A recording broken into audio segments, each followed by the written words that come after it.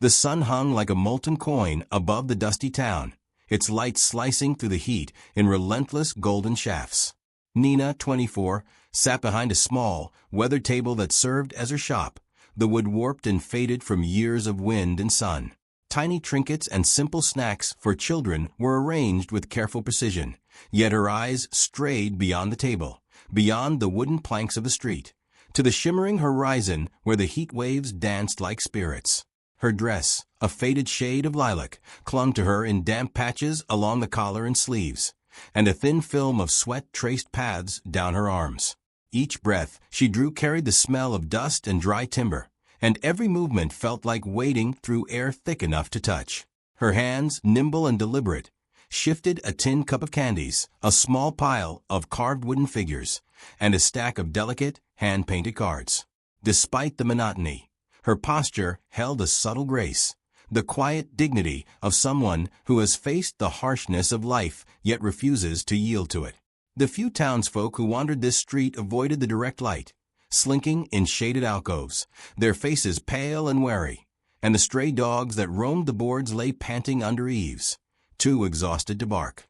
Nina's isolation was not despairing but resilient, a quiet strength threaded with a softness the world often overlooked. She was unseen, not for lack of presence, but for the way life had taught her to shrink in the eyes of others, to protect what little she had carved from hardship. Then, the sound of boots on wood, steady and measured, reached her ears. A man, 34, appeared at the far end of the street, mounted on a chestnut horse.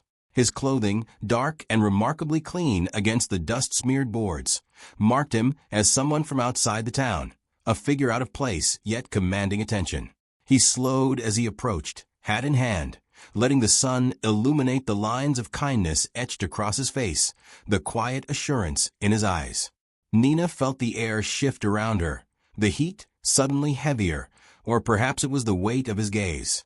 She had known strangers before, and strangers had been warnings, opportunities, threats.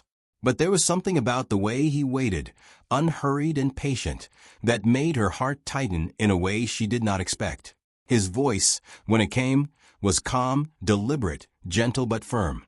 "Come with me." No threat lingered in the words, no command. It was a promise, or perhaps a question wrapped in certainty. Nina's mind whirled.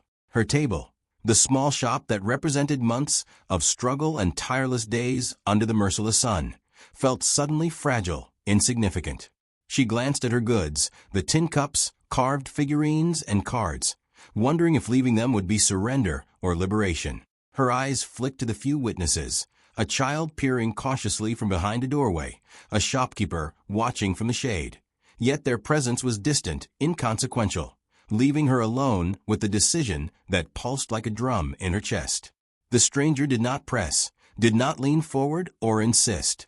He simply offered patience, a rare commodity that spoke louder than any plea. Each second stretched, heavy with heat and possibility. Her hands trembled slightly as she rose, the muscles under her sunburned skin remembering every lesson of caution and bravery. Step by step, she moved toward him, the dust curling around her boots, the sun reflecting in her eyes, a trembling mixture of fear and yearning. The world outside the town seemed to wait with bated breath. A sudden shout broke the fragile hush, a warning from the outskirts of town. "Bandits," a rider screamed, approaching fast, voices harsh over the wind.